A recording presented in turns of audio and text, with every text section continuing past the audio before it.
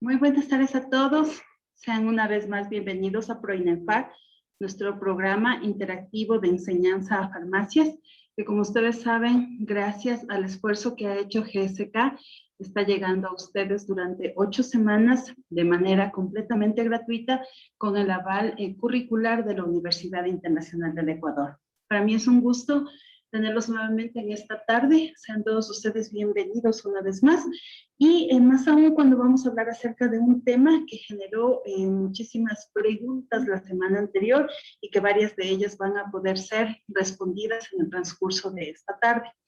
El día de hoy, nada más para recordarles, por favor, a todos ustedes que nos están acompañando, vamos a hablar acerca de un tema importante que es necesario que todos nosotros conozcamos. Vamos a hablar acerca del desarrollo e investigación de medicamentos, cómo se da este proceso para poder llegar a descubrir un nuevo medicamento o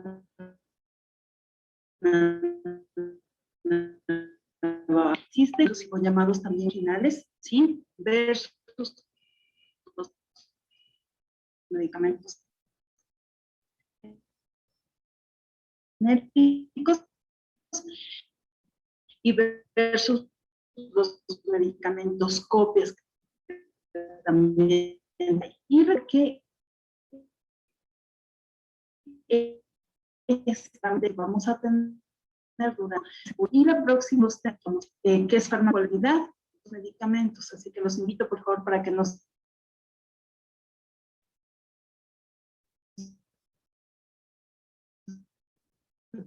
una vez de asistencia a las presentaciones que vamos nosotros a estar realizando, pues entonces ahí van a obtener el certificado de participación avalado por la Universidad Internacional al final de este programa. Por otro lado, también recordarles, por favor, que ustedes tienen estas opciones para poder conectarse en estos horarios y que justamente ustedes, si se están conectando específicamente como grupo 2, pues entonces siempre van a tener el mismo link de conexión. Es decir, si por alguna circunstancia ustedes se encuentran en la invitación que les llega a través del email una fecha diferente, no se preocupen, se trata del mismo link de conexión para la sesión que se realizará en este día. De tal manera entonces que ustedes no tienen ningún cambio en el link y permanentemente en este horario los martes a las 5 de la tarde van a tener siempre el mismo link de conexión para las sesiones, para las clases, ¿sí? Así que bueno, eso nada más recordarles por favor y ahora sí vamos a el tema que nos compete el día de hoy.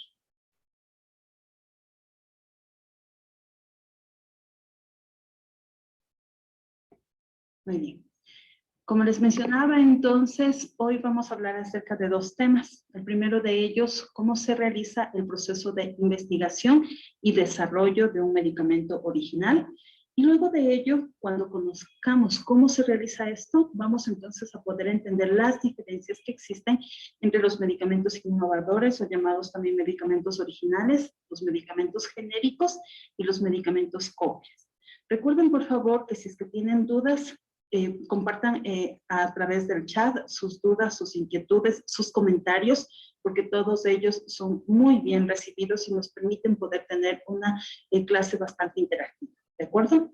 Entonces, pues vamos en primer lugar a recordar mi conflicto de interés. Yo soy la directora médica para GlaxoSmithKline Ecuador y Perú.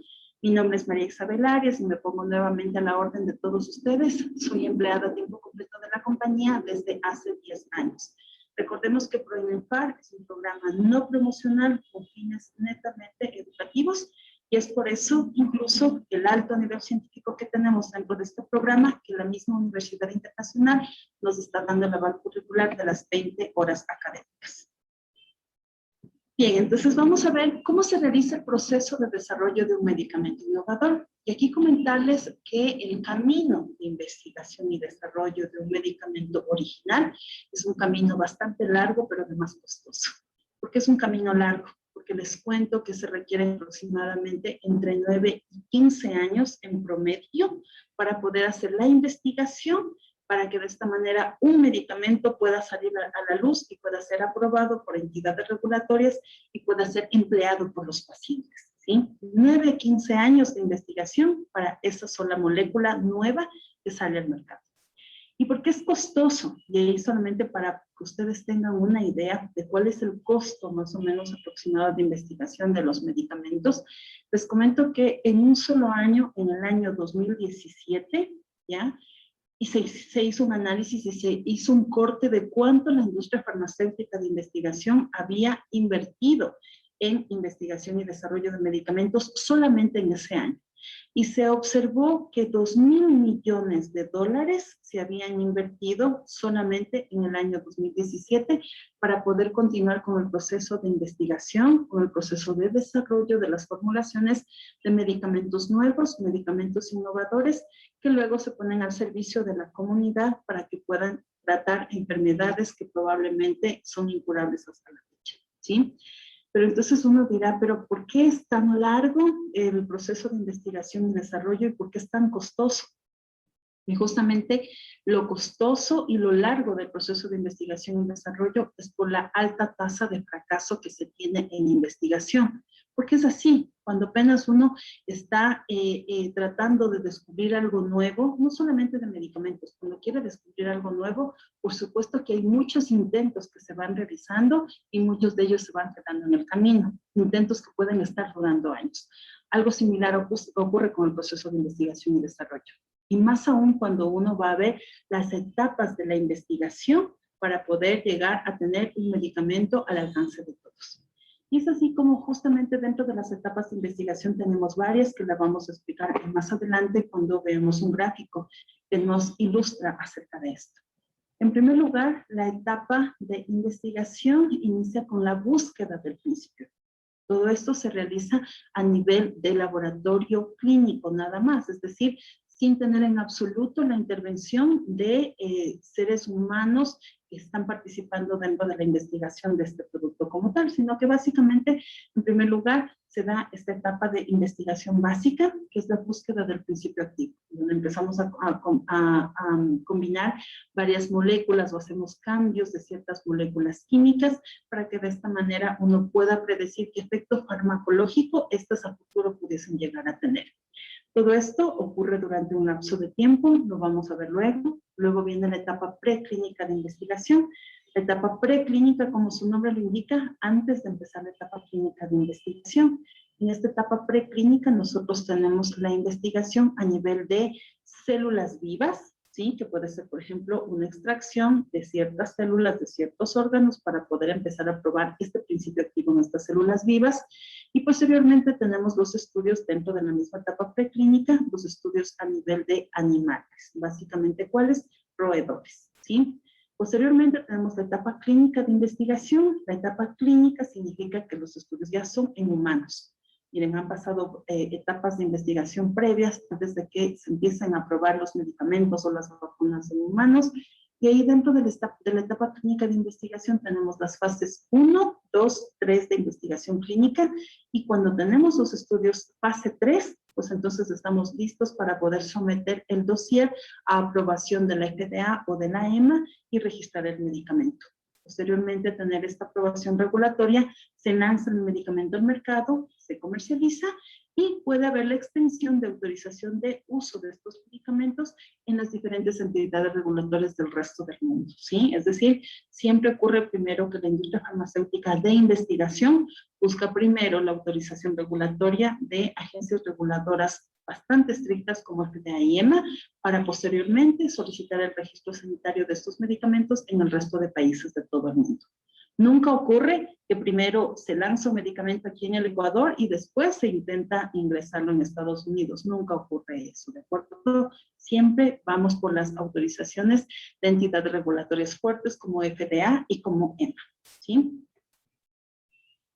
Como les había comentado hace un momentito, el gasto principal en investigación y desarrollo es el fracaso de la investigación. Hay ocasiones en donde avanzamos con la etapa de investigación y debemos volver a etapas previas porque encontramos que algo no estuvo bien con el medicamento. Muchas veces ese fármaco, futuro medicamento, se descarta completamente y nos toca empezar la investigación con otros fármacos que están en la lista, ¿sí? Pero eso, ¿cómo lo vamos a entender? Y justamente lo vamos a entender a propósito de este gráfico. Aquí ustedes tienen entonces dibujado en el tiempo, Vemos entonces aquí cómo en el tiempo está el proceso de investigación y de desarrollo de un nuevo medicamento, ¿sí? Les había mencionado que esta etapa puede tener un promedio entre 9 y 15 años de investigación.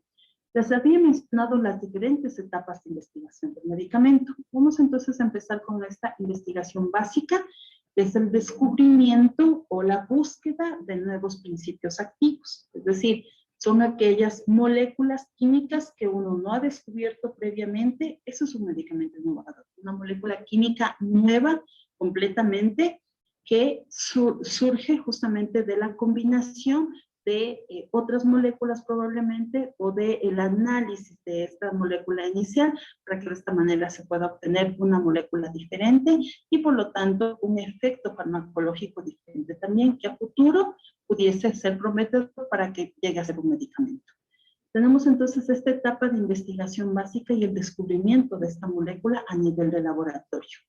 Más o menos esta etapa de investigación dura unos 3 años. Ahora con la tecnología, con todo el sistema computarizado y el avance tecnológico que hemos tenido en el último tiempo, esta etapa de investigación está tratando de acortarse al máximo. ¿Por qué? Porque ya no se van a necesitar 3, 4 años de poder analizar estas posibles combinaciones de las moléculas químicas, sino que probablemente a través de la tecnología se pueda hacer estas combinaciones y de esta manera poder obtener pues futuros fármacos, ¿sí? Cuando se tienen estas combinaciones, más o menos se obtienen un promedio de 10.000 compuestos. Y de estos 10.000 compuestos se va analizando qué perfil farmacológico este compuesto pudiese llegar a tener. Y que luego, cuando ya sea expuesto a células vivas, de esta manera entonces pudiésemos predecir qué efecto farmacológico este puede llegar a tener. Y es así como en la etapa inicial podemos encontrar 10.000 compuestos, pero luego se van descartando la mayor parte de ellos, de tal manera que a la etapa preclínica de investigación, 3 años después de esta etapa inicial de investigación, apenas se llega un número reducido de moléculas. En comparación con las 10.000 iniciales, más o menos tenemos un promedio de 250 moléculas que llegan a la etapa preclínica de investigación. ¿Para qué? Para evaluar a nivel de esta etapa cuál es el efecto farmacológico que pudiese llegar a tener esta molécula en las células vivas. Cuando nosotros podemos determinar este efecto farmacológico, nos interesa además saber cómo este nuevo fármaco va a ingresar en el organismo y cómo se va a eliminar. Es decir, queremos conocer la farmacocinética de este medicamento, ¿sí? Y recuerden, esa clase la tuvimos la semana anterior. La farmacocinética se refiere al movimiento del fármaco que va a ocurrir en el interior de un organismo. Eso es lo que queremos evaluar aquí en la etapa preclínica de investigación. Aquí les invito, por favor, a quienes me estén escuchando para que compartan en el chat. ¿Se acuerdan ustedes, por favor, cuáles son las etapas de la farmacocinética? ¿Qué es lo que nosotros observamos a través de la farmacocinética? Vamos a ver si es que se acuerdan de la clase, por favor. ¿Nadie se anima a esta hora de la tarde todavía? Les voy a dar una pista, ¿ya? Una de las etapas de la farmacocinética, y eso es lo que vemos en la farmacocinética, y vamos a evaluar en los estudios preclínicos de los roedores primero con un fármaco, es la absorción del medicamento. ¿Quién se acuerda de otra? Una es la absorción. Ok, disolución, ¿no es cierto? De qué manera el fármaco va a llegar al intestino, de qué manera se disuelve, de qué manera se va a absorber, ¿verdad? Perfecto. Ya alguien ya me lo respondió completamente. Liberación del principio activo, absorción, distribución, metabolismo, ¿sí? Y luego excreción o eliminación del fármaco. Perfecto. Entonces, tal cual.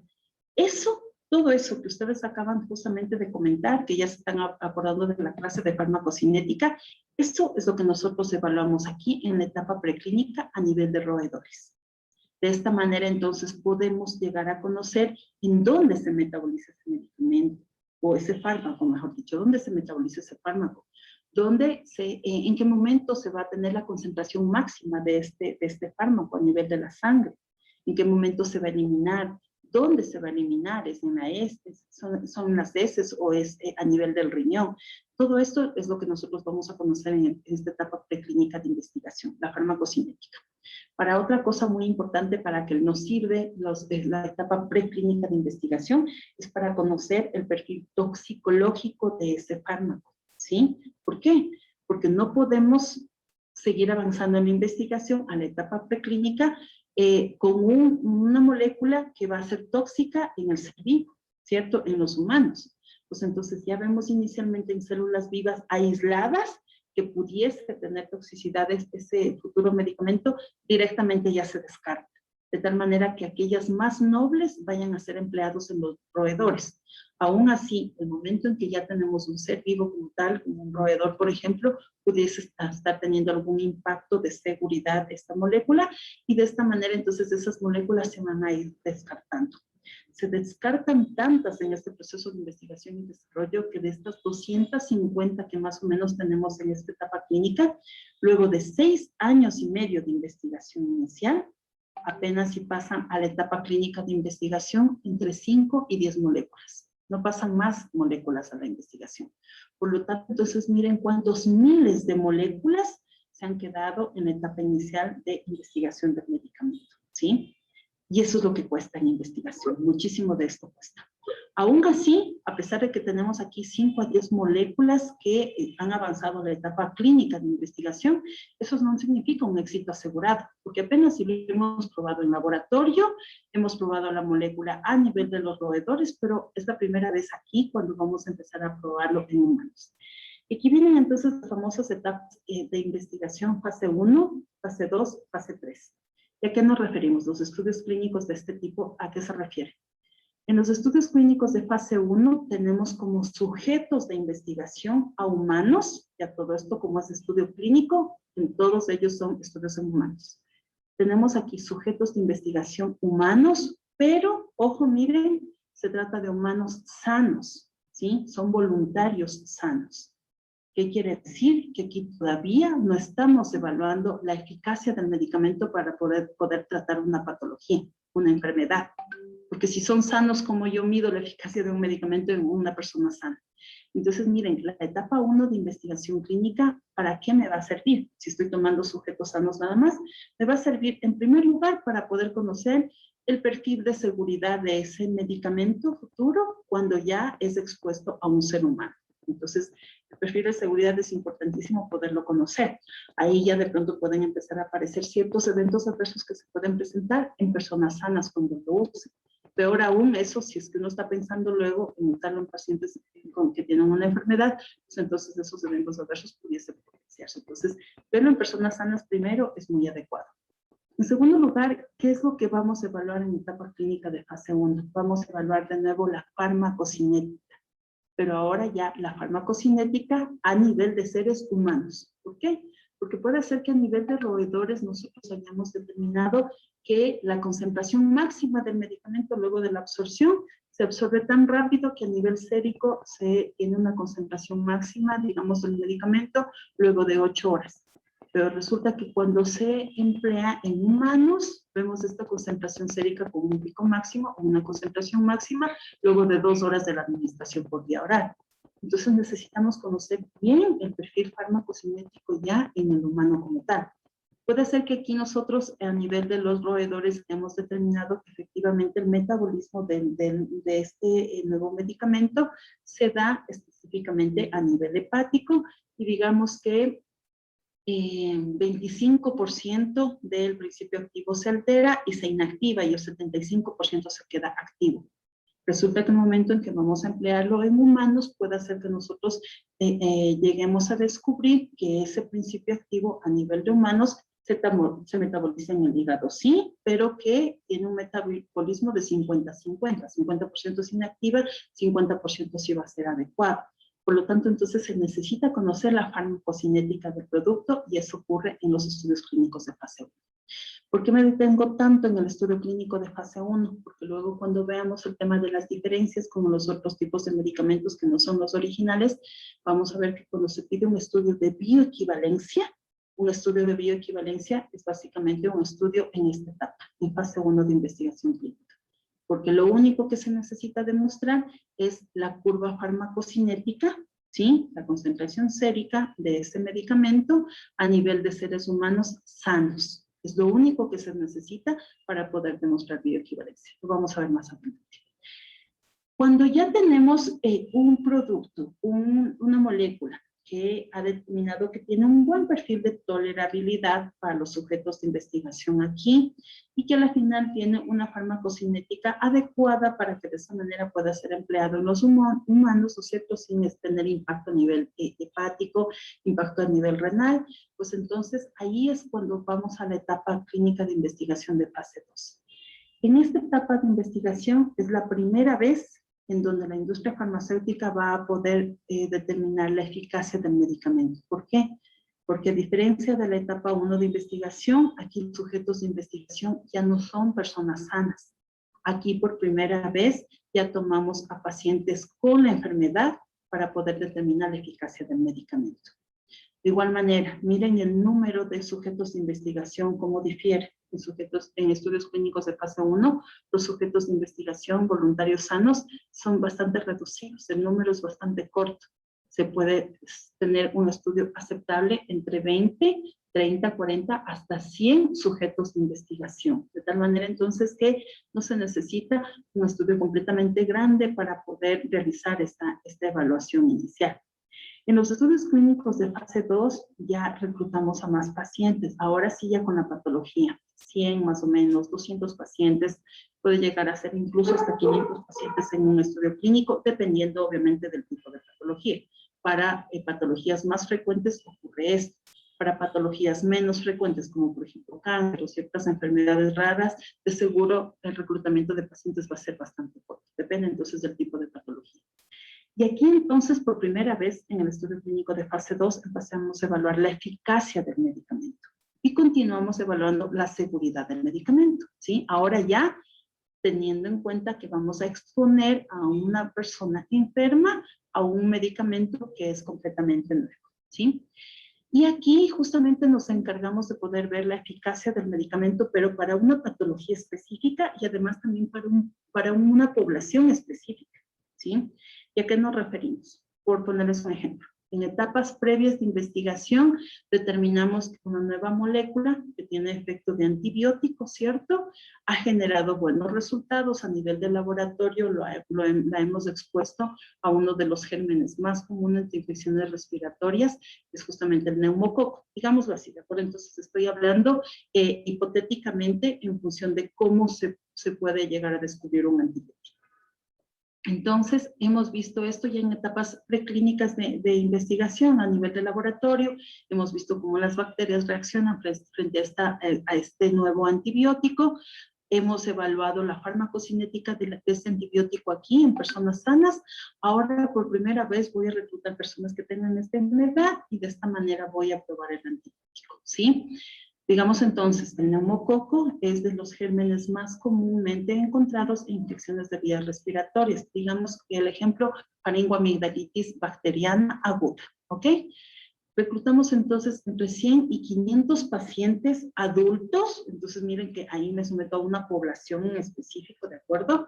Adultos que tengan esta patología y de esta manera digo, perfecto, estos pacientes los voy a reclutar para poder probar mi medicamento, el medicamento que ya investigué, que ya desarrollé, que ya vi cómo es la farmacocinética, que ya vi cómo es la mejor formulación para que ese medicamento se pueda absorber mejor en el paciente. Pero además quiero determinar también cuál sería la dosis ideal ya cuando voy a tratar a una persona con la patología. Y entonces aquí en los estudios clínicos de fase 2, además de reclutar a pacientes ya con enfermedad, también empiezo a verificar cuál sería la mejor dosis que yo puedo administrar a esos pacientes. Entonces empiezo a administrar un antibiótico a diferentes dosis ponderales para poder determinar cuál es la dosis más efectiva, pero a su vez que sea la dosis segura, me dé un buen perfil riesgo-beneficio del medicamento. ¿Por qué? Volvamos al mismo ejemplo de los antibióticos.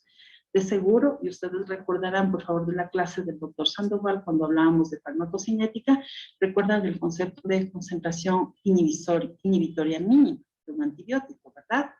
Y el doctor Sandoval les había mencionado que mientras tengamos una buena concentración inhibitoria mínima de ese antibiótico, pues entonces vamos a estar en el rango de que el antibiótico pueda cubrir a las bacterias o atacar a las bacterias que están afectando al paciente, ¿sí? Digamos entonces que con una dosis más alta, y eso ocurre farmacocinéticamente con una dosis más alta de antibiótico, se puede asegurar que esa concentración inhibitoria mínima sea la adecuada, ¿sí? Entonces, suponemos que si te doy una dosis más alta de antibiótico, pues entonces voy a tener mejores resultados en los pacientes. Digamos entonces que estoy en este proceso de investigación de este antibiótico que para mí es completamente nuevo y que yo sé que esta dosis más alta de antibiótico me va a ayudar en esta patología, ¿sí? Sin embargo, ¿qué pasaría si es que esta dosis de antibiótico tan alta que yo le doy a los pacientes implica que el paciente tenga muchos eventos adversos por la dosis tan alta que le doy?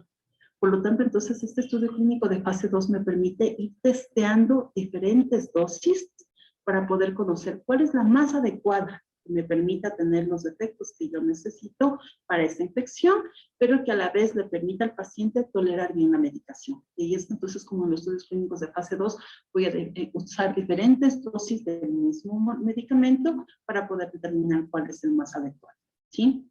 Para eso entonces me sirven los estudios clínicos de fase 2, pero como ustedes pueden ver, es en una población específica. No se pueden extrapolar estos resultados de esta población específica a otra población. Por ejemplo, no podemos decir que si es que es adecuado el antibiótico en adultos, también va a ser adecuado en niños. No podemos decir eso. ¿Por qué? Porque cada una de las indicaciones del medicamento debe tener su aprobación regulatoria a través de los estudios clínicos. Si no tenemos estudios clínicos, ¿cómo nos garantizamos que efectivamente el medicamento ha sido aprobado para esa población como tal, en primer lugar? Y en segundo lugar, algo importante que hay que tomar en cuenta es que la dosis también va a depender del tipo de población que vaya a ser estudiado, ¿sí? Entonces, dependemos muchísimo de que todo esto se cumpla para que nosotros podamos decir qué formulación, qué dosis es la más adecuada de acuerdo a la investigación que se ha realizado.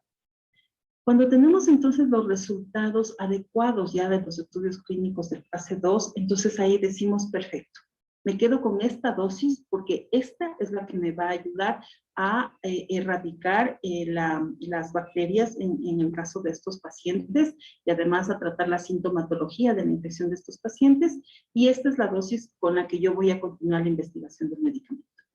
Y es así entonces como se toma la decisión de que con este medicamento a esa dosis se pueda ir al estudio clínico de fase 3. Para ello entonces muchas de las moléculas se han quedado ya en el camino, se han descartado aquí en la fase 2 de la investigación, porque probablemente algunas, por más dosis pequeñita que se administre, puede ser que haya determinado, ya en pacientes con patologías, puede ser que haya determinado algún tema de seguridad del medicamento o impacto en eficacia, entonces que al final no era adecuado cuando se veía anteriormente en la etapa de investigación, entonces esas moléculas se van quedando en el camino.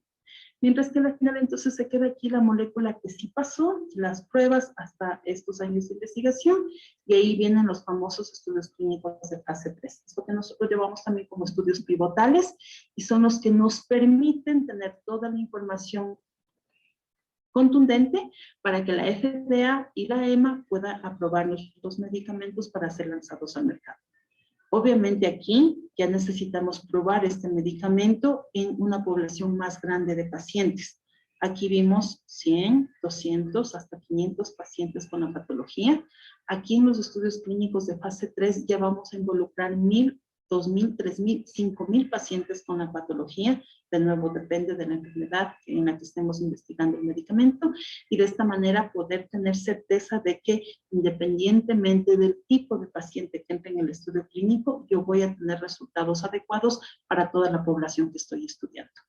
¿Qué es importante tomar en cuenta aquí? Estos estudios clínicos de fase 3 reclutan a estos pacientes que tienen una patología que es la misma que yo he visto en los estudios clínicos de fase 2, ¿de acuerdo? Es decir, aquí no es que voy a estudiar la eficacia del medicamento en faringoamigdalitis aguda causada por neumococo, y aquí en cambio voy a estudiar la eficacia del antibiótico en faringoamigdalitis aguda causada por hemófilos influenza. O sea, no es así, ¿de acuerdo?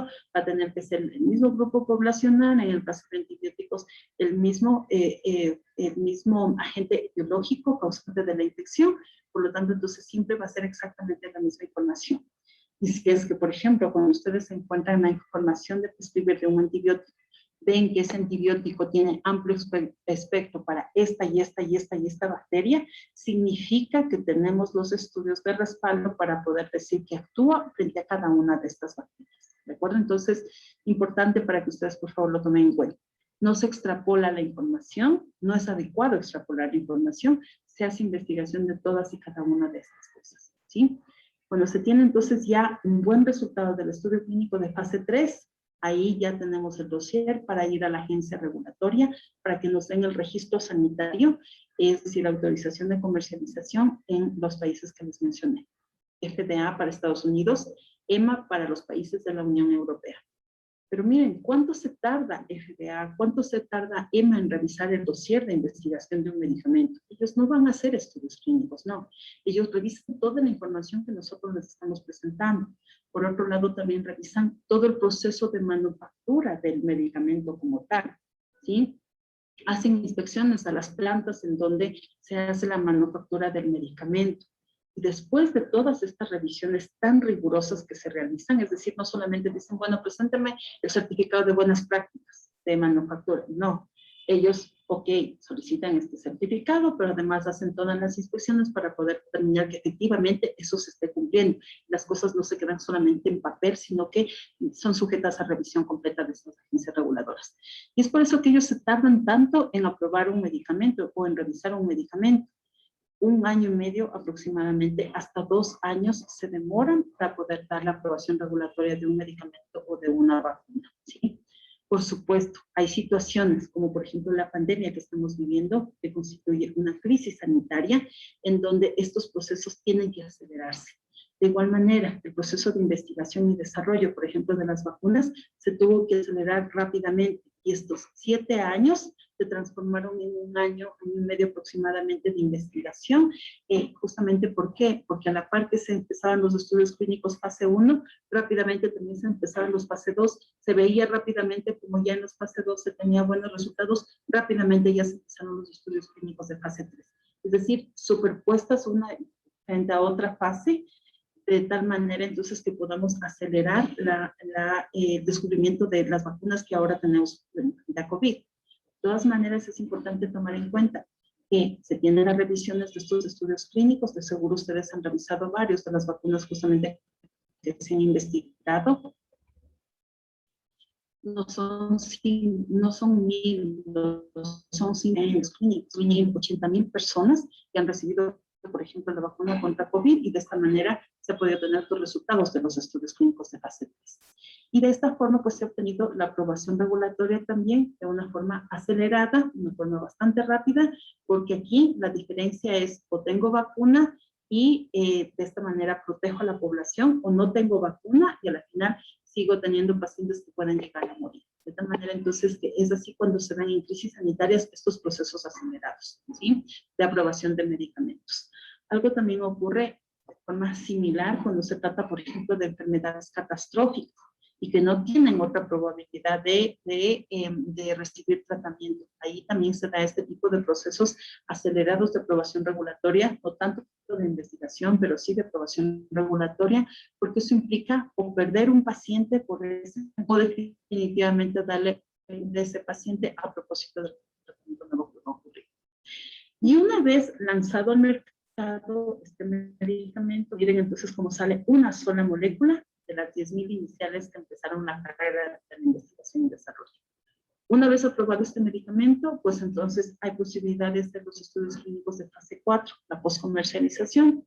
¿Para qué nos sirven? Sobre todo porque ciertas agencias regulatorias solicitan hacer más estudios para evaluar la seguridad del medicamento, mucho en temas de seguridad más que en eficacia, ¿sí? Para seguir determinando que la seguridad de este medicamento es adecuada cuando ya se emplea el medicamento en una amplia población. Por lo tanto, entonces aquí toma importancia grande la farmacovigilancia, ¿sí? Vamos a ver también en este programa acerca de farmacovigilancia más adelante.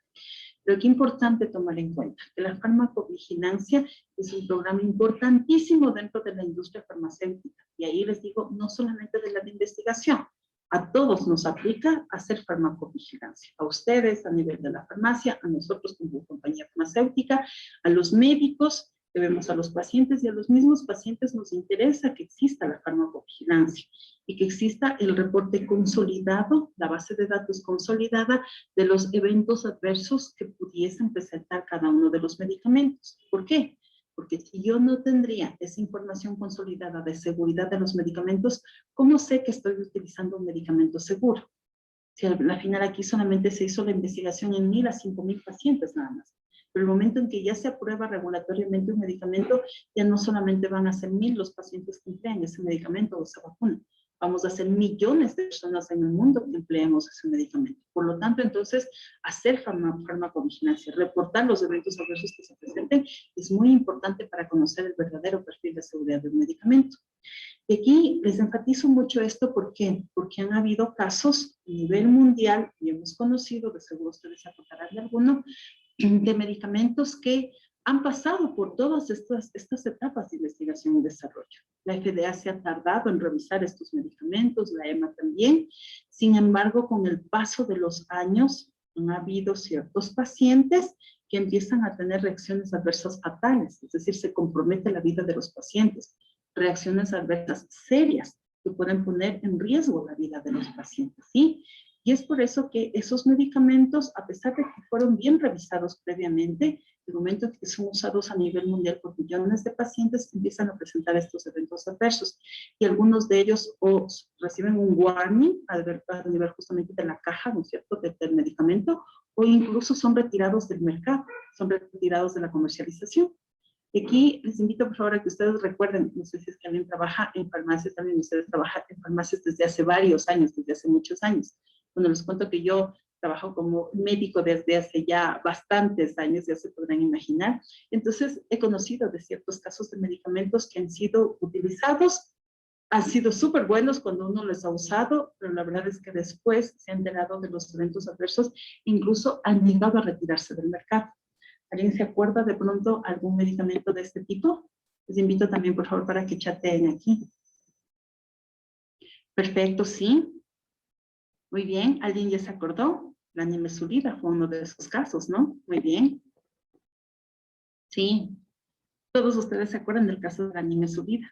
De pronto, alguien puede acordarse también de varios años atrás de otro tipo de medicamentos con el que pasó algo bastante parecido.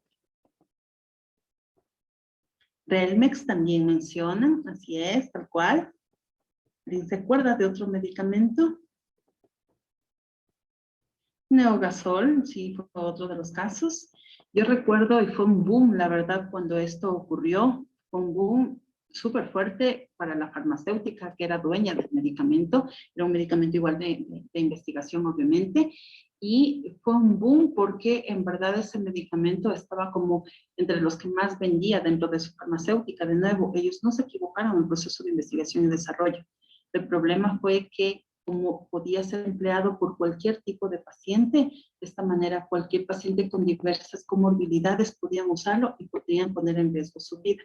Me acuerdo yo justamente, por ejemplo, del caso de Vioxx, para quienes trabajaban en farmacia hace muchos, muchos años, ese es un caso emblemático del que yo recuerdo, por ejemplo, ¿sí? Buenísimo, yo lo usaba, yo lo prescribía para mis pacientes también en su momento, ¿sí? Lo usaba muchísimo y en realidad era excelente como analgésico y como antiinflamatorio también, pero como analgésico definitivamente muy bueno, ¿sí? Pero claro, y a la final un analgésico, y ustedes igual tomarán en cuenta eso, ¿cierto? Un analgésico, un antiinflamatorio, alguien se acerca ya a la farmacia, y ustedes a la final le recomiendan cualquiera que ustedes conozcan, ¿sí? Porque ustedes desconocen con respecto a qué puede estar pasando dentro del perfil de seguridad de este medicamento. Lo mismo ocurría tal cual con el Vioxx, pero resulta que cuando ya se hace la postcomercialización de este medicamento tenía la posibilidad de actuar, o mejor dicho, empeorar la condición cardíaca de los pacientes que ya tenían previamente insuficiencia cardíaca. Y de esta manera, al empeorarlo, podía llegar a causar la muerte de los pacientes. Entonces, cuando ya eso se extrapola a millones de pacientes que usan el medicamento a nivel mundial, por supuesto que esto implica tremendo impacto en la seguridad del medicamento y tiene que ser retirado del mercado. De tal manera, entonces, que miren la importancia de hacer farmacovigilancia. Y ahí les pregunto a ustedes, ¿qué pasaría si es que un paciente en Quito se hubiese muerto, si un paciente en Guayaquil se hubiese muerto, si un paciente en Loja se hubiese muerto, si un paciente, quienes nos están ustedes escuchando desde el oriente, si un paciente en el Napo se habría muerto por el medicamento. Y no existiría una base de datos consolidada para poder conocer acerca de esto a través de la farmacovigilancia, nunca nos hubiésemos dado cuenta que esto puede pasar con los pacientes.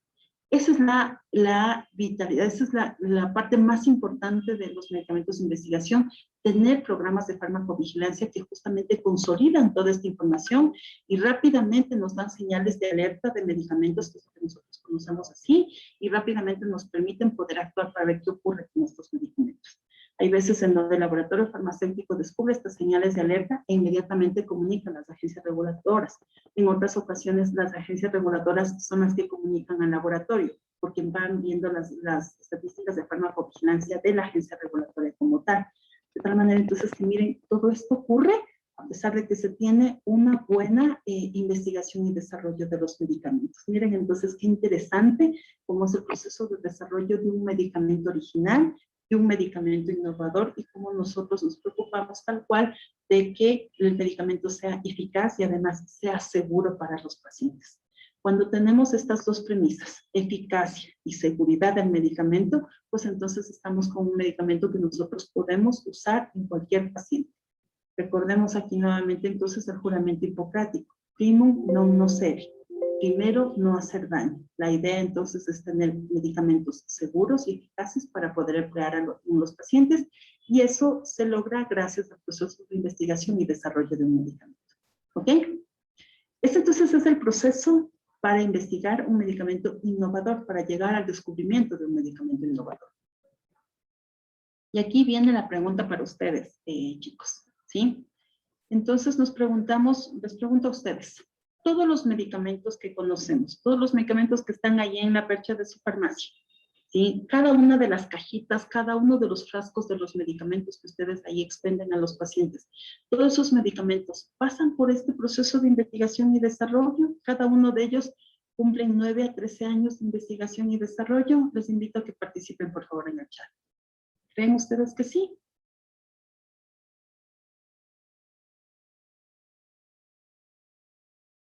Miren cómo muchos de ustedes dicen que sí, que todos los medicamentos que ustedes tienen ahí en sus farmacias pasan por este proceso de investigación y desarrollo. Hay alguien que dijo no. Y hay alguien que dijo, y yo también decía lo mismo cuando era médico, deberían pasar por este proceso de investigación y desarrollo. Todos deberían hacerlo. ¿Verdad? ¿Por qué? Porque se trata de productos que vamos a usar en vidas humanas, ¿sí? Hay alguien que ya dijo algo diferente. Dijo, no, no todos, porque este es el proceso de un medicamento original y no todos los medicamentos son originales. Perfecto. Gracias entonces por sus respuestas. Y aquí justamente vamos a resolver esta pregunta que acabamos de hacer. Hace un momentito acabamos de revisar cómo un medicamento original llega a comercializarse. Este es el proceso de investigación y desarrollo de un nuevo medicamento, ¿sí? Pero no todos los medicamentos son originales. Y aquí justamente viene el primer concepto que quiero darles, por favor, y es el del medicamento genérico. Pero ojo, aquí quiero que no se confundan. Este es el concepto de medicamento genérico en teoría, no del medicamento genérico que conocemos aquí en Ecuador por el registro sanitario, ¿sí? Vamos a ver luego la diferencia. En teoría, ¿qué es un medicamento genérico? ¿Ya? Y esto no lo dice GSK, esto no lo dice la industria farmacéutica, esto lo dice OPS, la Organización Panamericana de la Salud, que está en línea con lo que menciona OMS, la Organización Mundial de la Salud, y que además coincide con el concepto en general que tienen FDA, EMA, como agencias reguladoras, ¿ya?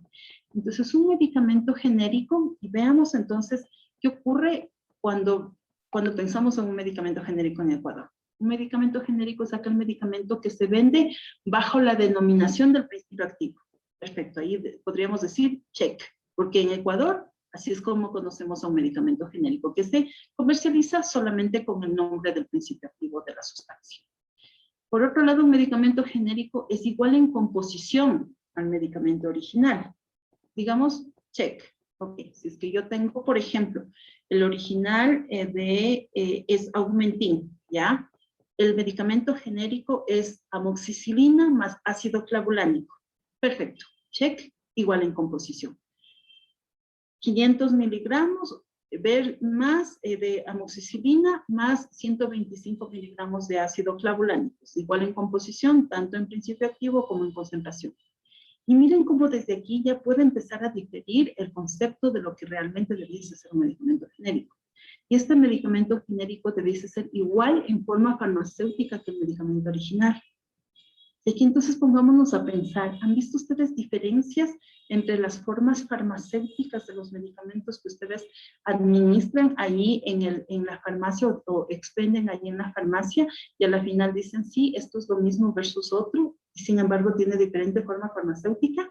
¿A qué me refiero con forma farmacéutica? Recordemos, por favor, que la forma farmacéutica es cómo el medicamento viene para poder ser administrado al paciente. ¿Y qué forma farmacéutica tendremos? Por ponerles un ejemplo, por vía oral, tabletas, que una tableta no es lo mismo que una cápsula. Son diferentes formas farmacéuticas.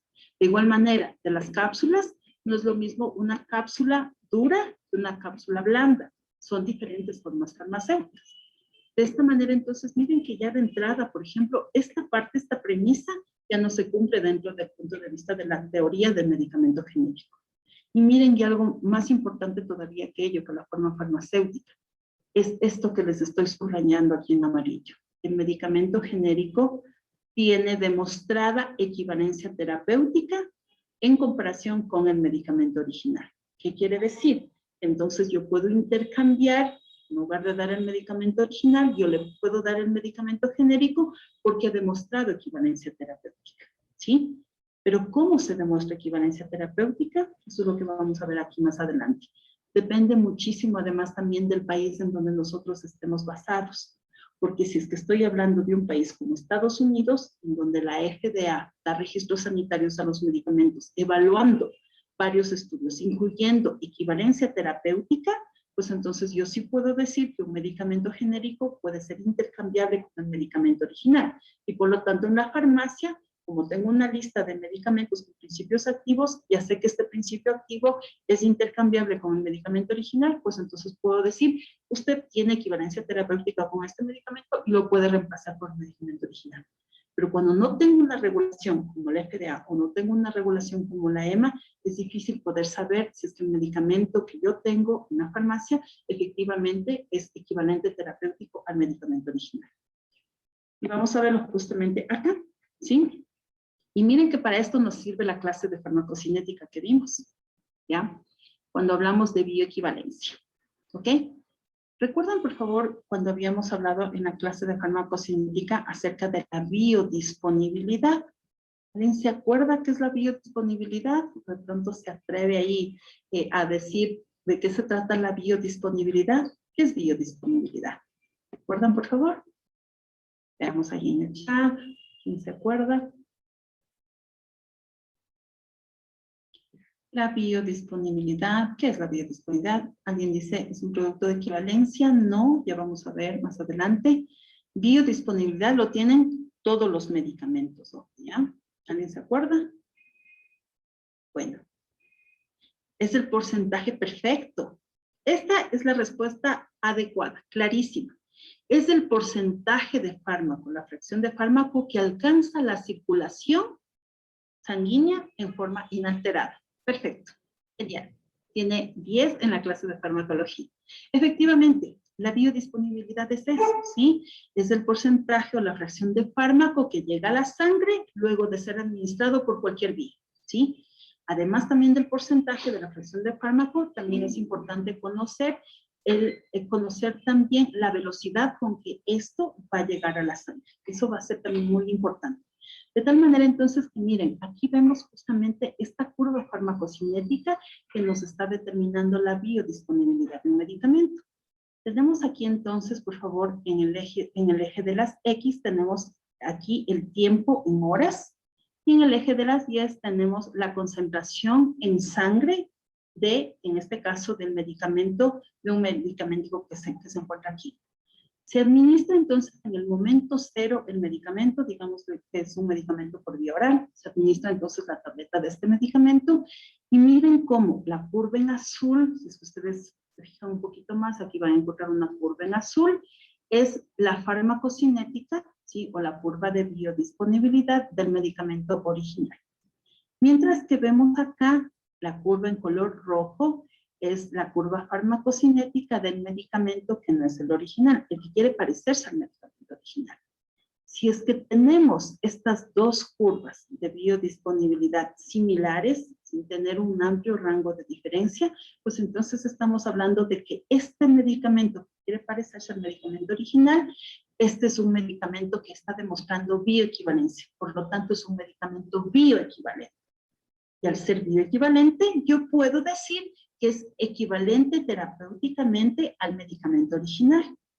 Y de esta manera, entonces, si es que puedo demostrar eso, si es que puedo demostrar que esto lo logro con la misma composición, con los principios activos y además con la misma forma farmacéutica, pues entonces yo puedo decir que cumplí todo el criterio de medicamento genérico, porque estoy cumpliendo con estos parámetros, ¿sí? Aún así, miren cómo se acepta que estas diferencias en área bajo la curva, en concentración máxima y en T máxima, puedan ser de menos 20%, es decir, desde 80% a más 25%, es decir, hasta 125% de similitud. Si es que está dentro de estos rangos, aquí, estas curvas, es aceptable y se puede decir que un medicamento es bioequivalente al medicamento original, ¿sí? Vamos en cambio con el caso que encontramos acá, a mano derecha. Y aquí de nuevo encontramos en azul la curva farmacocinética, la biodisponibilidad del medicamento original. En verde está la biodisponibilidad del medicamento que quiere parecerse al medicamento original. Miren esta diferencia. Puede ser que la T máxima sea aquí, en este punto que encontramos acá, ¿verdad? A las 2 horas y media más o menos encontramos la T máxima, el tiempo máximo, pero resulta que la C máxima, la concentración máxima, miren cómo entre uno y otro. Miren el área bajo la curva, el espacio que queda. Por lo tanto, entonces, cuando encontramos esta diferencia que va más allá del 80 a 125% en la curva de biodisponibilidad, ahí es cuando nosotros entonces estamos hablando de que este medicamento no es bioequivalente. Y si no es bioequivalente, no logra tener la premisa que dice la OMS sobre lo que es un medicamento genérico porque no ha demostrado equivalencia terapéutica.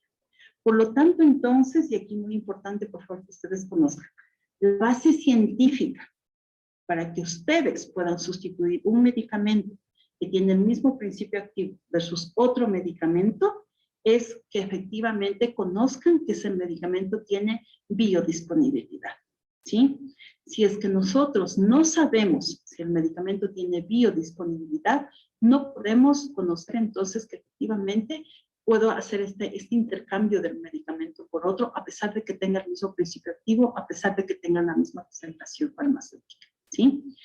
¿Por qué les comento esto, por favor? Porque no conocemos si un medicamento tiene biodisponibilidad o no, mejor dicho, bioequivalencia o no, porque dependemos mucho de las regulaciones de medicamentos para poder dar el registro sanitario de los medicamentos en cada país.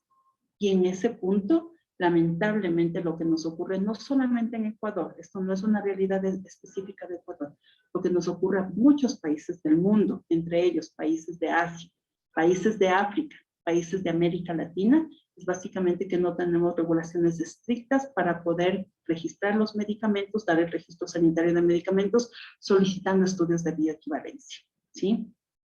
Probablemente muchos de ustedes se asombren. Y es lo mismo que nos pasa a nosotros los médicos cuando nos enteramos acerca de esto en este tipo de conferencias. Porque les cuento que cuando nosotros nos formamos como médicos, no sabíamos las diferencias entre un medicamento original y un medicamento genérico, no sabíamos siquiera que existía el término de medicamento copia, no conocíamos acerca de esto. ¿Por qué? Porque nosotros estudiamos únicamente la farmacología, farmacocinética, farmacodinámica, pensamos que si tiene el mismo principio activo se cumplía la misma premisa para todos y de esa manera el medicamento funcionaba. En la práctica clínica uno ya se da cuenta que que sí existen diferencias de los resultados clínicos de los pacientes cuando uso una u otra formulación, aun cuando tengan el mismo principio activo y la misma concentración. Y claro, después cuando ya se conoce la teoría, la base científica de todo esto a propósito de la bioequivalencia, logra entonces entender por qué encontramos esas diferencias clínicas en nuestros pacientes, porque no tenemos una regulación que respalde que esto se solicite para registrar un medicamento, ¿sí? Y de seguro muchos de ustedes están asombrados acerca de esto. Así que quienes respondieron que sí, todos los medicamentos que tienen en farmacia pasan por el mismo proceso de investigación y desarrollo, aquí claramente se ve que la respuesta era no, porque los medicamentos originales sí tienen todo este proceso de investigación y desarrollo, mientras que los que no son originales debiesen al menos pasar por este estudio de bioequivalencia sin necesidad de hacer este estudio en personas enfermas para poder decir que es bioequivalente, ¿sí? Recuerden, este es un estudio clínico de fase 1. Nuevamente aquí recuerden que los sujetos de investigación en fase 1 son sujetos sanos, no tienen la enfermedad. Por lo tanto, un estudio de bioequivalencia no me sirve para evaluar la eficacia del medicamento, pero por lo menos me sirve para evaluar que en la biodisponibilidad son parecidas y si es que llega a la sangre el principio activo, se prevé que obviamente este principio activo va a actuar donde tiene que actuar para poder tratar a una patología. Se prevé, ¿ya? Y esto muchas veces causa muchísima cuestión en FDA, en EMA, porque muchos de los médicos dicen, no puedo asumir que este resultado en personas sanas sea extrapolable a pacientes que tengan la patología. Pero bueno, por lo menos allá piden estudios de bioequivalencia para los medicamentos. En el caso de Latinoamérica no necesariamente ocurre esto y en el caso del Ecuador menos, ¿sí? La bioequivalencia, ¿sí? Depende, como habíamos dicho hace un momentito, de la biodisponibilidad. Esta biodisponibilidad o la curva farmacocinética de estos medicamentos van a tener varios factores que pueden estar influenciando para que esta curva se dé efectivamente, ¿sí? Uno de estos factores va a ser el mismo fármaco, el principio activo. Hay principios activos que son solubles en agua, otros principios activos que son solubles en lípidos, depende de la solubilidad del principio activo. Por lo tanto, entonces, tener un principio activo que no es soluble y si no tiene el excipiente adecuado dentro de la formulación, puede ser la diferencia entre que el principio activo sí se absorba y llegue a la sangre o que el principio activo directamente se elimine a través de las heces, que puede ocurrir. De tal manera entonces que el fármaco por sí solo y la formulación puede ser muy importante para poder determinar de qué manera esa biodisponibilidad va a ser adecuada para los pacientes. Los excipientes en la formulación, estas interacciones del fármaco con el excipiente pueden ser importantes. El tamaño de la partícula, del gránulo, pueden ser importantes para poder determinar la biodisponibilidad del medicamento. La forma farmacéutica, como les dije hace un momentito, no es lo mismo que vengan en tabletas a que vengan en cápsulas. Y de igual manera, no es lo mismo que venga una cápsula dura que tiene que albergar micropellets versus aquella cápsula blanda que tiene que albergar contenido líquido, ¿no? Entonces, la forma farmacéutica también una biodisponibilidad del medicamento.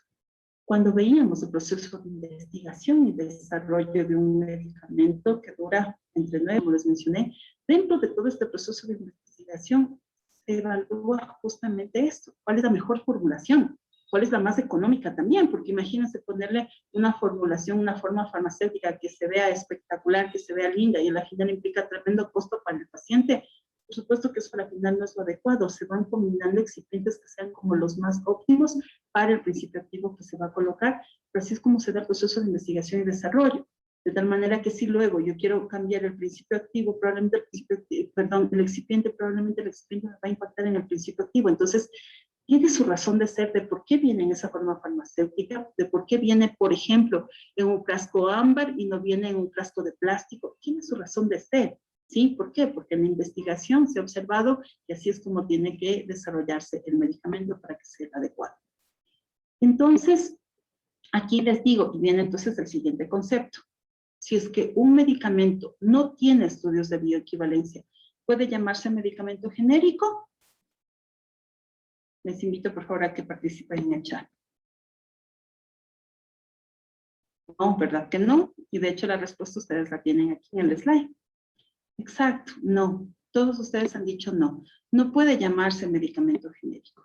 Ese medicamento que no tiene estudios de bioequivalencia es el que nosotros conocemos entre comillas, como medicamento copia. Hay veces en donde se resienten un poquito los laboratorios que tienen estos medicamentos, porque esa es la realidad, es un medicamento copia. ¿Por qué? Así miren como el slide que ustedes ven aquí, ¿no es cierto? ¿Sí? Los CDs piratas, solamente estamos copiando nada más de información, no es que estemos desarrollando, seamos los productores de la película o algo así, no, estamos solamente copiando nada más un CD. Algo ocurre justamente de manera similar con el producto, con el medicamento copia, ¿ok? Y aquí viene la diferencia entre uno y otro, entre genérico y copia. De nuevo, desde el punto de vista de la teoría de lo que debiese ocurrir, no desde lo que conocemos por regulación en Ecuador, ¿sí?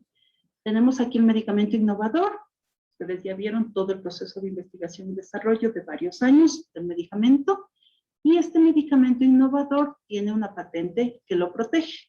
Así como se protege, por ejemplo, a alguien que escribe una canción, tiene derechos de autor, nadie puede copiar y decir que también hizo esa canción, ¿no es cierto? Entonces se protege así, tal cual, se protege la patente de un medicamento. A diferencia de lo que ocurre con canciones, de lo que ocurre con libros, ellos siempre van a tener el derecho de propiedad intelectual durante toda la vida de esa persona. A diferencia de eso, en el caso de los medicamentos, se da esta patente solamente por un periodo de tiempo, ¿sí? ¿Cuál es el periodo de tiempo? Entre 15 y 20 años se protege la patente. Pero ustedes dicen, ay, pero 15 a 20 años de protección de patente, ¿cuándo vamos a tener medicamentos originales? Resulta que se protege la patente cuando se está en etapas iniciales de investigación. No se da la protección de patente cuando recién se empieza a comercializar el medicamento, no. Ocurre cuando está en etapas iniciales de investigación. ¿Por qué?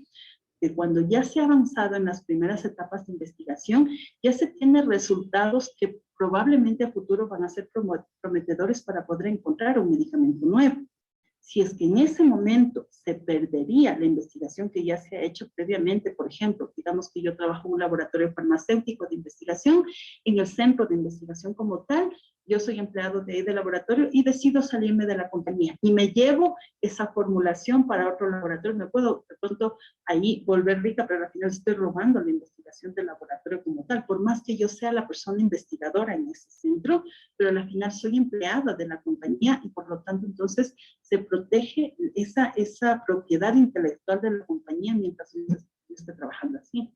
Ahí, de esa manera, entonces, imagínense, si es que yo me iría con esa formulación, a la final la farmacéutica perdería miles de millones de dólares que ha invertido hasta ese momento en donde yo me voy de la compañía, cuando ese era un futuro medicamento que iba a lanzar de aquí en los próximos 10 años.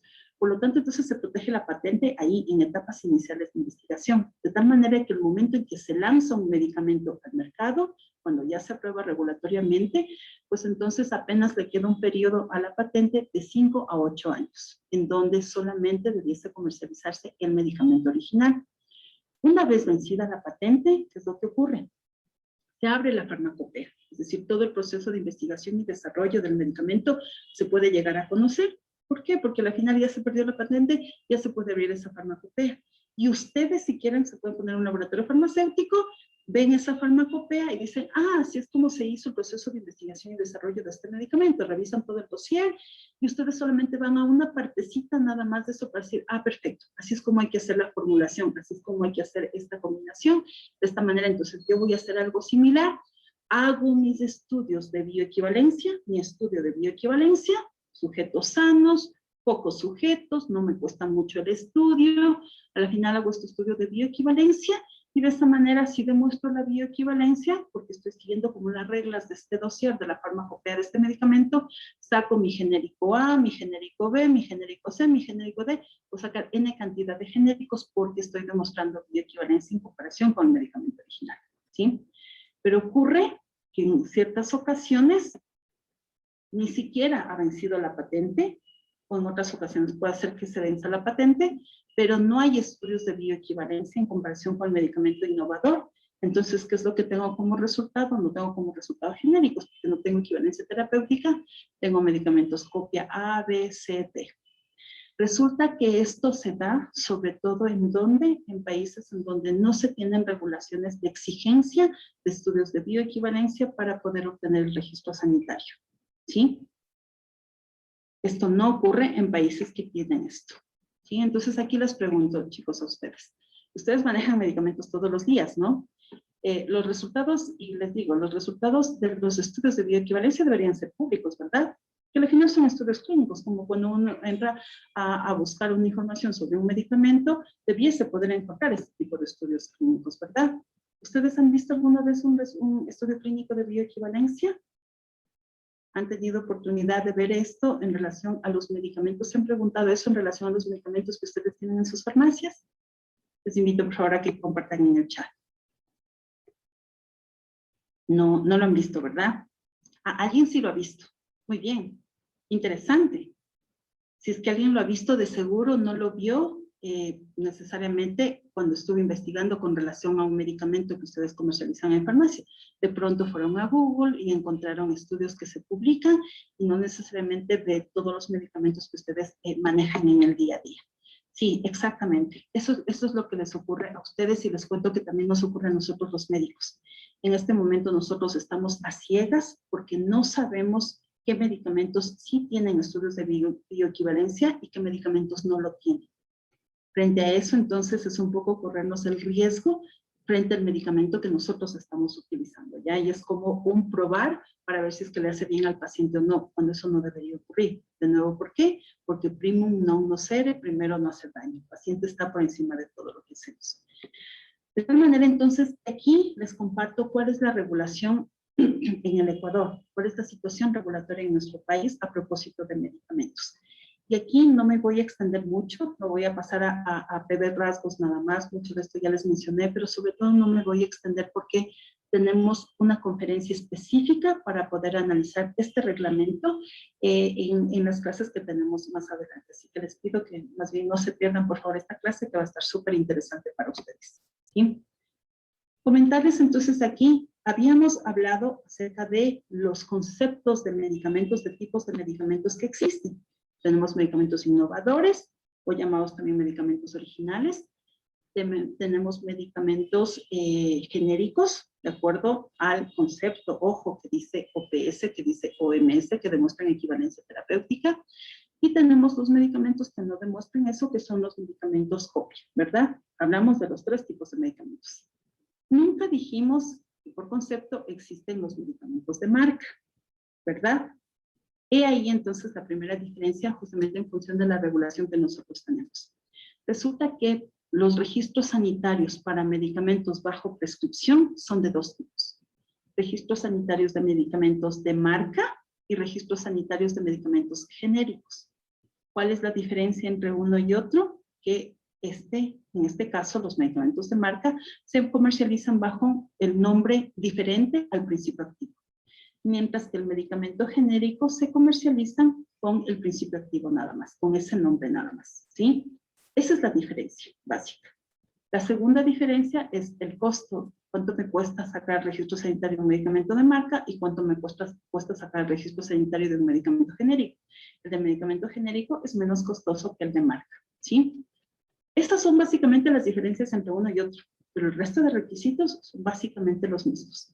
Lamentablemente, en ninguno de los dos casos se pide biodisponibilidad y bioequivalencia. No se pide este tipo de estudios para poder registrar los medicamentos. No se pide estudios clínicos para registrar estos medicamentos, ¿sí? Se presentan los estudios del medicamento innovador, que no tiene nada que ver con la investigación de este tipo de medicamentos. Estos medicamentos no presentan entonces estos requisitos. Presentan varios, sí, como por ejemplo buenas prácticas de manufactura, buenas prácticas de almacenamiento, pruebas de estabilidad, para que de esta manera podamos saber, y eso lo van a ver ustedes en la clase de calidad de medicamentos, que puedan saber que el medicamento efectivamente, el principio activo no se va a deteriorar cuando se encuentre en zonas climáticas diferentes. Varias de esas cosas se van a pedir, sobre todo relacionadas con calidad del medicamento, no con eficacia, no con seguridad del medicamento, ¿sí? La primera vez en donde empezamos a hablar acerca de bioequivalencia en nuestro país, y se van a asombrar mucho, lo mismo me pasó a mí, lo mismo les pasa a los médicos cuando les doy estas conferencias, fue en septiembre del 2018, ¿sí? Cuando se emite la norma técnica sanitaria que regula la bioequivalencia y biodisponibilidad de medicamentos en nuestro país. Es la primera ocasión en donde se habla de solicitar bioequivalencia para registrar medicamentos que no sean originales, ¿sí? Y aquí, entre otras cosas, lo que se dispone es que El registro sanitario de los medicamentos que contienen los principios activos que está en un anexo que les voy a mostrar luego, deben presentar estudios, mejor dicho, para obtener este registro sanitario se deben presentar estudios de bioequivalencia, ¿sí? En comparación con el medicamento original o medicamento de referencia que colocan ahí, ¿ya? Y aquellos medicamentos que estén en esta lista, que tengan estos principios activos que están en esta lista, y que ya tengan su registro sanitario, tienen un plazo de 3 años desde que se emitió esta normativa para poder realizar el estudio de bioequivalencia. 3 años es bastante. Un estudio de bioequivalencia, como les dije, es bastante cortito, ¿ya? Para poder presentar este estudio de bioequivalencia y poder mantener el registro sanitario del medicamento. Si es que no se cumple con esta premisa, con esta disposición, se supone que cuando se cumplan los 3 años de esta normativa, el ARSA saldrá a retirar los registros sanitarios de estos medicamentos y por lo tanto estos medicamentos ya no podrán comercializarse. Si es que la normativa se aplica tal cual como está escrita, se supone que a finales de este año nosotros tendríamos entonces novedades con ciertos medicamentos que tienen estos principios activos porque probablemente serán retirados del mercado ya que no van a tener registro sanitario porque no cumplen los estudios de bioequivalencia. ¿Cuáles son estos medicamentos y cuántos son? En primer lugar, apenas 39 principios activos, los que tienen que demostrar bioequivalencia en el Ecuador a propósito de esta normativa. Ojo que todavía no se está aplicando. Apenas si vamos a ver la aplicación completa de esto, si es que todo ocurre como debiese ocurrir, como está escrita la normativa, vamos a ver aplicado esto a partir de finales de este año, ¿sí? De estos 39 principios activos, ustedes se encuentran acá en esta lista, son muchos medicamentos que no se manejan en el día a día. Es decir, muchos de los medicamentos que ustedes utilizan en el día a día no saben si es que tiene bioequivalencia o no. Por ponerles un ejemplo, está cortita la letra. Sin embargo, por favor, les invito para que ustedes revisen esta normativa en la página del ARSA. Ya ustedes ahí la van a poder encontrar. Dentro de estos principios activos están medicamentos como, por ejemplo, los antiepilépticos viejos, que tienen un rango terapéutico estrecho, de tal manera entonces que una mínima variación sérica pudiese estar impactando los resultados en crisis convulsivas de los pacientes. Estos antiepilépticos viejos, por ejemplo, son ácido valproico, carbamazepina, fenobarbital, fenitoína, ¿de acuerdo? Esos básicamente están acá. Tenemos también medicamentos como, por ejemplo, digoxina, ciclosporina, medicamentos para VIH, ¿sí? Los antirretrovirales, warfarina, por ejemplo, los medicamentos, verapamilo, alprazolam, atenolol. Cierto tipo de medicamentos que no necesariamente se utilizan en el día a día. Aquello que es común, que los pacientes tengan, dolor, por ejemplo, o infecciones, no requieren en este momento presentar bioequivalencia de acuerdo a la normativa. Por lo tanto, de nuevo, van a ciegas porque no conocen cuáles medicamentos sí tienen. Algo que nos preocupa muchísimo, sobre todo ahora por el tema de la pandemia, ¿cierto? Y de las infecciones que se presentan tan frecuentemente, ninguno de estos principios activos que requieren demostrar bioequivalencia se trata de antibióticos. Y en antibióticos, de nuevo recordemos por favor la clase de farmacocinética, este cambio en la biodisponibilidad impacta en la concentración inhibitoria mínima del antibiótico y por lo tanto puede llevar a cambios a nivel sérico y esto llevar a resistencia antimicrobiana, que es algo con lo que nosotros debemos luchar hoy y en el futuro, porque no hay antibióticos nuevos que se estén descubriendo justamente porque hay gran resistencia a los mismos. De tal manera entonces que es muy importante que actuemos ahora para evitar precisamente tener este tipo de resistencias antimicrobianas cuando hablamos de antibióticos. Cuando hablamos de cualquier otra patología, este tipo de falta de respuestas terapéuticas, a propósito de que no necesariamente tenemos fármacos con bioequivalencia, ¿sí? Por lo tanto, entonces, para contestar las preguntas que ustedes me han enviado en el chat, seguro que tienen varios comentarios también. El concepto que aquí quisiera dejarles o el pensamiento que quisiera dejarles a ustedes es que no deberían existir medicamentos copias en los mercados, ni en nuestro país, ni en ningún otro país. No deberían haber copias de medicamentos. ¿Por qué? Porque estamos tratando vidas humanas. En cualquier momento este paciente son nuestros padres, son nuestros esposos, son nuestros hijos, somos nosotros mismos y a nosotros nos gustaría recibir un medicamento que efectivamente haya demostrado con estudios clínicos, con estudios probados en humanos, el medicamento es el adecuado, ¿sí? Por otro lado, deberíamos poder diferenciar los medicamentos copias de los medicamentos genéricos. En este momento no tenemos forma de hacerlo. Cuando se aplique ya completamente esta normativa de bioequivalencia, la idea es que salgan posteriormente instructivos en donde ya se solicite que aquellos medicamentos que hayan demostrado bioequivalencia vengan en la caja etiquetado medicamento bioequivalente. Por lo tanto, entonces, ahí sí va a ser una guía para ustedes en la farmacia, para nosotros los médicos, para los pacientes también, poder saber que ese medicamento efectivamente tiene bioequivalencia. Por ahora, los médicos y las farmacias, de seguro igual, ustedes pensaban lo mismo, los médicos también asumíamos esto, que todos los medicamentos que no eran originales al menos tenían un estudio de bioequivalencia. Por ahora no sabemos esto a ciencia cierta porque no es un requisito para el registro sanitario. Habrán medicamentos de marca que tienen estudios de bioequivalencia, pero el hecho de que no sea un requisito para presentar en el registro sanitario no significa que no lo tengan. Habrán medicamentos genéricos que también tengan estudios de bioequivalencia probablemente, pero al final no lo conocemos. Como desconocemos esto, es importante entonces tener la certeza de cuál es el medicamento que nosotros estamos utilizando y seguir usando aquel que efectivamente ha dado resultados en los pacientes, porque no podemos estar probando qué ocurre con un paciente cuando un medicamento que tiene el mismo principio activo que otro, de pronto se lanza al mercado y yo ni siquiera sé de qué manera se ha dado la aprobación regulatoria de ese medicamento. ¿Qué les invito a que ustedes hagan, por favor, si es que tienen curiosidad en relación al tema? No me crean a mí como GSK.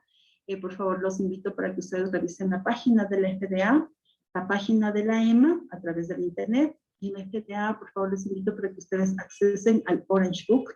En el Orange Book, ustedes tienen el despliegue de los principios activos que han demostrado bioequivalencia en comparación con el medicamento original.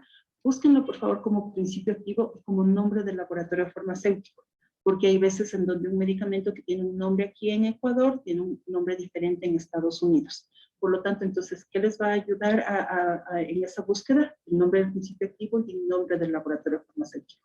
Se van a llevar muchas sorpresas, porque ellos no se encuentran con varios laboratorios farmacéuticos que no operan en Estados Unidos. ¿Por qué? Porque las exigencias de allá para medicamentos son bastante estrictas, mientras que son laboratorios que venden mucho a nivel de Latinoamérica, a nivel de África, a nivel de Asia, justamente donde las restricciones de medicamentos no son tan importantes. Y claro, y ahí ustedes se van a dar cuenta también de lo que seguro a ustedes les pasa, que a nosotros los médicos nos ha pasado. Vemos diferencias en los resultados clínicos de los pacientes y si uno se podría explorar ya con imágenes, con exámenes de laboratorio, esos resultados en los pacientes, por supuesto, que vería aún más todavía las diferencias. Ustedes de seguro que han visto resultados en los pacientes entre uno y otro, a pesar de que usan un medicamento que tiene el mismo principio activo, pero con diferente formulación, diferente nombre, diferente marca. Justamente la razón por qué es por lo que les acabo de comentar. Las diferencias que existen entre medicamentos originales, innovadores o de referencia, medicamentos genéricos y medicamentos copia, de acuerdo a las definiciones que tienen las agencias reguladoras internacionales. Así que bueno, eso era lo que tenía preparado para ustedes en esta tarde. Les agradezco muchísimo, muchísimo por su atención y espero que esta información les haya sido útil, que les haya gustado. ¿Sí? Tengo entonces unas cuantas preguntas aquí que voy a ir leyendo, por favor, si es que me permiten, para responderles. Un momentito, por favor.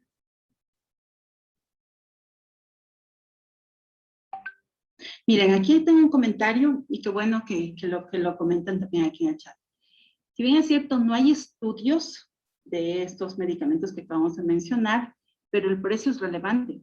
Los medicamentos genéricos son súper económicos respecto a los medicamentos originales. A veces uno también tiene un poco los paradigmas en relación a lo que considera que puede estar ocurriendo. Hay casos y casos. Hay ciertos casos en donde sí ocurre lo que ustedes están mencionando. Hay medicamentos de marca y de nuevo, digo de marca porque no necesariamente son los medicamentos originales. Hay medicamentos de marca que aún sin saber si es que tienen estudios de bioequivalencia al menos, pueden ser más costosos que un medicamento genérico, ¿sí? Puede ocurrir esto. Puede ocurrir también lo contrario. Hay medicamentos originales, ahí sí de marca y originales, pueden tener un precio similar al medicamento genérico o a los medicamentos de marca que tienen los mismos principios activos, pero que no tienen los resultados, o mejor dicho, los estudios de bioequivalencia. Una cosa es el precio del medicamento, de lo que le costará al paciente ese día comprar el medicamento. Pero otra cosa y algo muy importante que hay que tomar en cuenta es el punto de vista fármacoeconómico, ya que nos referimos con esto. Puede ser que el precio hoy del medicamento sea de este tipo, pero ¿qué ganamos si es que le estamos dando a un paciente un medicamento que no le está haciendo efecto? ¿Qué ganamos, por ejemplo, si es que se trata de un medicamento antihipertensivo? A la final, si es que el paciente no tiene un tensiómetro a la mano, no conoce qué tanto efecto ese medicamento antihipertensivo le va a causar en el organismo. ¿Y cuáles son las consecuencias de tener una presión arterial descontrolada? Infarto cardíaco, hemorragias cerebrales, infartos cerebrales, y el costo de una hospitalización por eso, no solamente desde el punto de vista económico, sino también de carga para la persona, y de carga laboral, y de carga familiar, por supuesto que es muchísimo más importante que esto. Entonces, siempre analicemos, por favor, este tema, desde el punto de vista de precio del medicamento. Ahora, si es que fuese un medicamento, por supuesto, que ha demostrado resultados terapéuticos, por supuesto que sí, me voy por el medicamento más económico. Pero si es que no sea ciencia cierta qué resultados esto va a traer para los pacientes, hay que tomar muy en cuenta este punto. Ahora, por otro lado también, permítame comentar sobre esto. La realidad de Ecuador es diferente a la realidad de otros países, ¿sí? Cuando hablamos, por ejemplo, de Ecuador, aquí tenemos una regulación de precios de medicamentos desde hace varios años y que se reforzó aún más en el año 2016. Recordarán ustedes, si ustedes están trabajando en farmacia durante varios años ya, a partir del 2016, 2017, varios medicamentos tuvieron que salir del mercado a propósito de la regulación de precios, porque el precio era tan bajo con el comparador que a la final tuvieron que salir de comercialización. Y ahí es donde nos perdimos varios medicamentos buenísimos, por ejemplo, que yo ya no encuentro, por ponerles un ejemplo a nivel de la farmacia, y que definitivamente son casi que irreemplazables, porque el original es el original, ¿sí? Por ponerles un ejemplo, el caso de, ya ustedes recordarán, el fluconazol original. Yo ya no he vuelto a encontrar más en las farmacias desde hace mucho tiempo. Y los otros flucanosoles que tenemos en el mercado no necesariamente tienen los mismos resultados terapéuticos. Entonces, hay casos y casos. En este caso, cuando hablamos acerca de Ecuador, los precios de los medicamentos no difieren tan grandemente en comparación como se ocurre en Estados Unidos, por ejemplo. Ahí sí tenemos diferencias abismales. Hablamos de tabletas que pueden estar costando $8 cada tableta, cuando el intercambiable, y ojo, en Estados Unidos sí hay un reglamento de intercambiabilidad, con estudios de bioequivalencia, en donde el intercambiable puede estar llegando a costar $1, por ejemplo. Pero por supuesto que ahí sí puedo intercambiar, pero no puedo intercambiar, perdón la comparación, papas con peras. No puedo hacer ese intercambio, ¿de acuerdo? Entonces, de igual manera, aplica para el caso de los medicamentos. Entonces, pensemos no solamente en el costo del bolsillo de este momento del paciente, un poco también a futuro, y esas son las cosas que nosotros estamos reforzando, no solamente a nivel de la farmacia, sino también a nivel de los médicos, ¿sí? Porque como no se conocían estas diferencias, se asumía que era exactamente lo mismo, cuando estamos viendo que no es lo mismo, ¿sí? Bueno, muchas gracias por la información, gracias a ustedes. Bueno, miren aquí, qué buen punto, eso por ejemplo no lo conocía, así que estas clases también nos ayudan para mutuamente poder conocer esto. Lo que tiene rotulado la bioequivalencia es el Dolux del laboratorio Apromax. Gracias por la información. No sabía, por ejemplo, que ya ellos estaban justamente teniendo esta etiqueta de intercambiabilidad o de bioequivalencia en los fármacos. De seguro, de nuevo, si es que se aplica esta normativa, a finales de este año, varios de los medicamentos ya debiesen venir con esa rotulación. Así que importante que ustedes también lo conozcan. Debería existir una información específica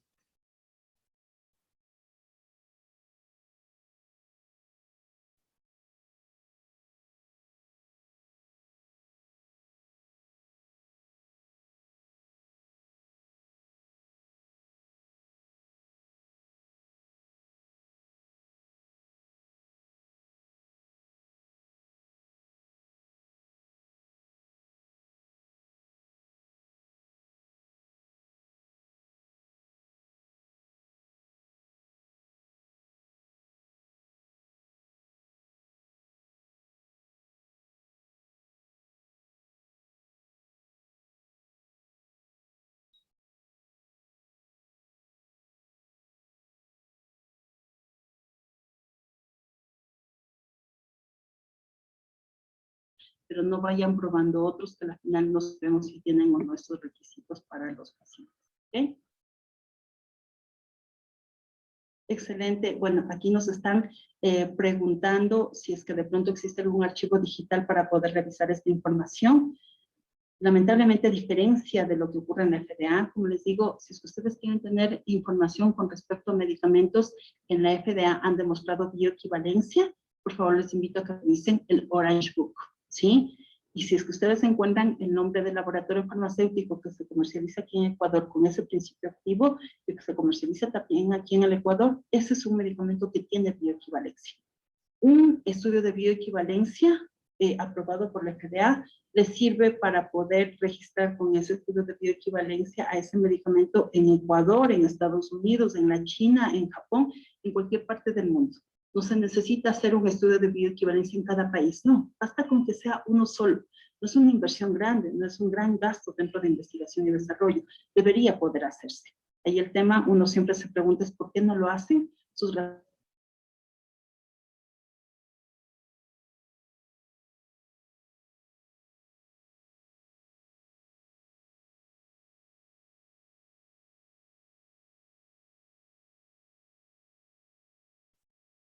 publiquen la lista de medicamentos que son bioequivalentes.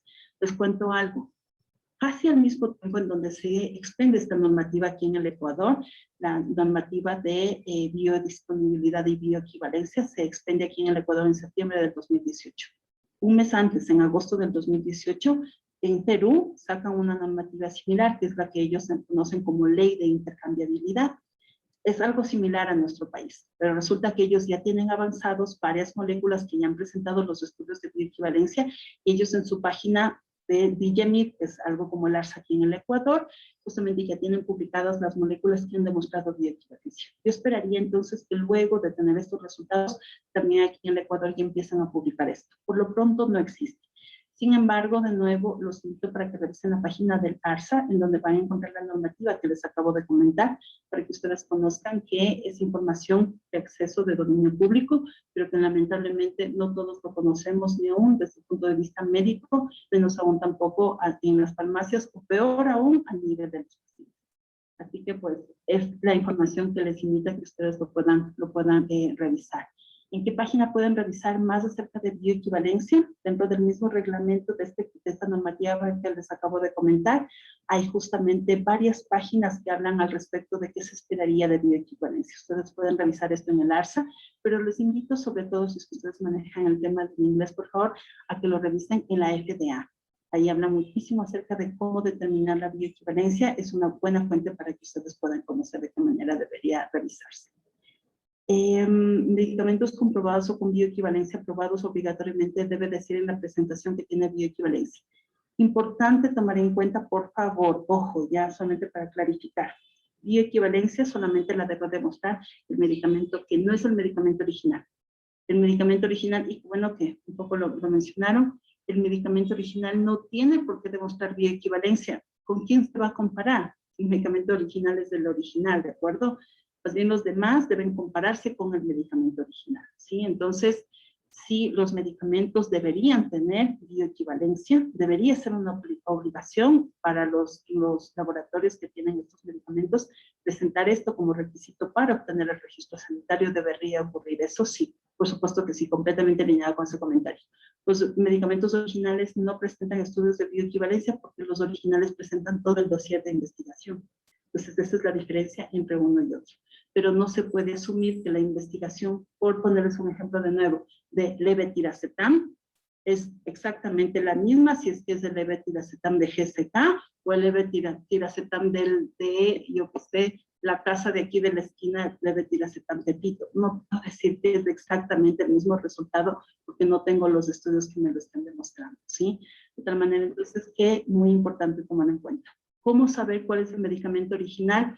No hay forma de saberlo, chicos, porque es lo que les menciono. De acuerdo a nuestra regulación, solamente existen medicamentos de marca y medicamentos genéricos. ¿Cuál es el dato que les puedo dar, por favor, para que ustedes se puedan guiar? Vean de qué laboratorio es el medicamento. Y si es que son de laboratorios de industria farmacéutica de investigación, ese es el medicamento original. Pfizer, por ejemplo, es un laboratorio de investigación. Si es de Pfizer, este es el medicamento original. GSK, GlaxoSmithKline, es un laboratorio de investigación. Si la molécula es de este laboratorio, ese es el laboratorio de investigación. Merck Sharp & Dohme es un laboratorio de investigación. ¿Qué otro más? Roche es un laboratorio de investigación. Bayer es un laboratorio de investigación. Hay otros laboratorios de investigación que lamentablemente dentro de las fusiones que han tenido se han fusionado con otras farmacéuticas que tienen genéricos y que no necesariamente los genéricos tienen estudios de bioequivalencia. Entonces, por eso los nombres que les acabo de dar son farmacéuticas que definitivamente son originales y no tienen versiones genéricas sin estudios de bioequivalencia para que ustedes los puedan conocer, ¿sí? Por otro lado, ¿de qué otra manera pueden conocer cuál es el medicamento original? Obviamente, si no son visitados por los laboratorios farmacéuticos originales, nuevamente les invito a que entren a la FDA y a la EMA. Ahí está claramente indicado qué medicamento ha sido aprobado por primera vez, por el laboratorio por primera vez. Ese es el medicamento original de ese laboratorio, ¿sí? Pago, no, ese no es un laboratorio de medicamentos originales. Merck alemana, sí, es un laboratorio de medicamentos originales, así es. ¿De acuerdo? Perfecto. Bueno, esas son las preguntas que me han llegado hasta este momento. Ha estado súper interesante la conversación con ustedes. Goodies no, Goodies definitivamente tampoco es un laboratorio de investigación. Pfizer sí, les acabo de comentar, Pfizer sí, ¿ya? Entonces, súper interesante la conversación con ustedes. Me ha encantado en verdad tener esta interacción. Gracias por estar tan activos, tan participativos a nivel del chat. Los invito por favor a que continúen conectándose con nosotros en las siguientes sesiones. Nos vemos entonces, si es que todo va bien, la próxima semana, el martes a esta misma hora. Recuerden por favor que ahí van a tener dos conferencistas. Uno hablando acerca de farmacovigilancia y otra persona hablando acerca de calidad de los medicamentos. Temas importantes que de seguro también van a ser relevantes para su día a día. Así que les agradezco una vez más por estar esta noche con nosotros. Les envío un abrazo. Cuídense por favor mucho y cuiden a sus familias. Nos veremos pronto.